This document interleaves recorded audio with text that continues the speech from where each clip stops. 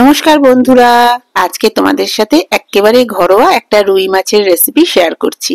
আলু আর পেঁয়াজ কলি দিয়ে রুই মাছের একটা ঘরোয়া ঝোল। 4 পিস রুই মাছ নিয়েছি, অল্প একটু নুন হলুদ মাখিয়ে মাছগুলোকে ভেজে নেব। এই শীতের সময় টাটকা পেঁয়াজ কলি আর আলু দিয়ে রুই মাছের এই ঘরোয়া ঝোলটা আমাদের বাড়িতে প্রায়ই হয়। তোমরাও একবার করে দেখতে পারো। এই রান্নাটায় টমেটোটা একটু বেশি ব্যবহার করব।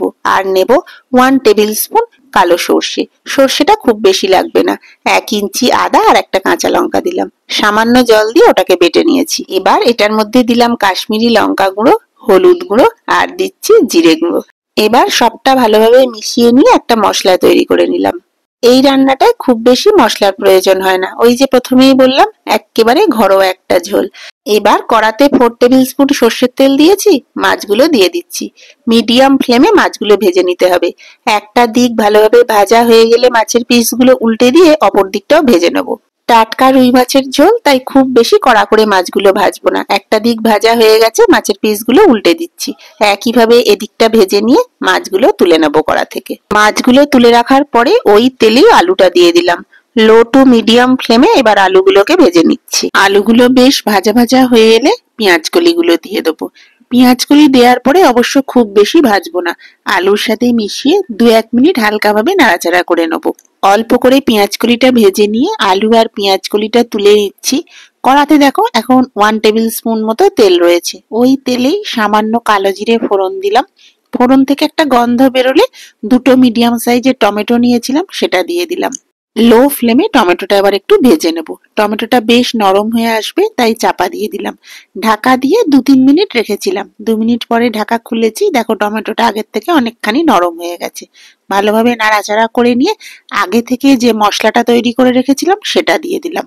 এবার টমেটো আর মশলা ভালোভাবে মিশিয়ে নিয়ে আরো খানিকক্ষণ কষিয়ে নেব। 2-1 মিনিট এভাবে নাড়াচাড়া করে নিয়ে ঢাকা দিয়ে দিচ্ছি। মিনিট 3 পরে ঢাকা খুলে টমেটোটা আরো 2-1 বার নাড়াচাড়া করে নেব।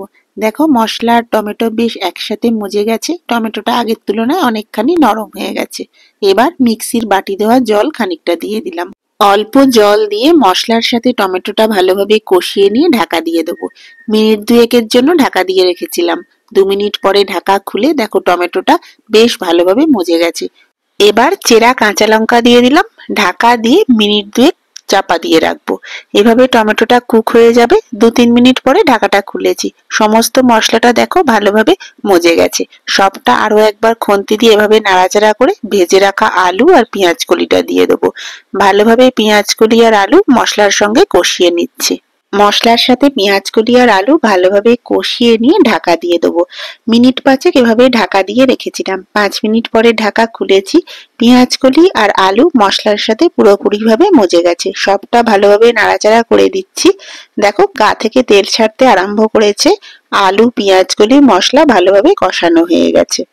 এবার মশলার বাটি ধোয়া জলটা দিয়ে দিলাম।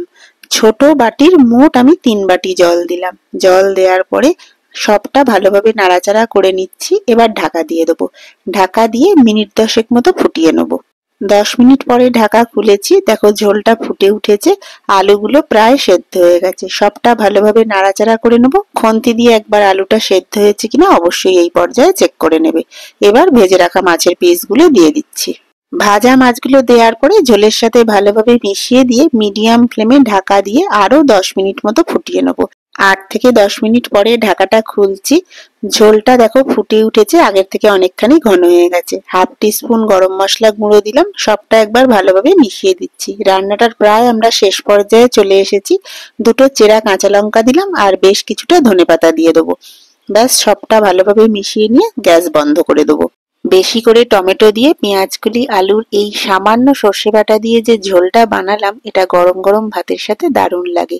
খুব সামান্য কিছু উপকরণ বাড়িতেই থাকে। তোমরাও তাহলে এটা ঝটপট বানিয়ে ফেলো, আর কেমন লাগলো অবশ্যই জানিও। খুব শিগগিরই আবার একটা নতুন ভিডিওর সাথে দেখা হবে। ততক্ষণ তোমরা সবাই খুব ভালো থেকো, সুস্থ থেকো।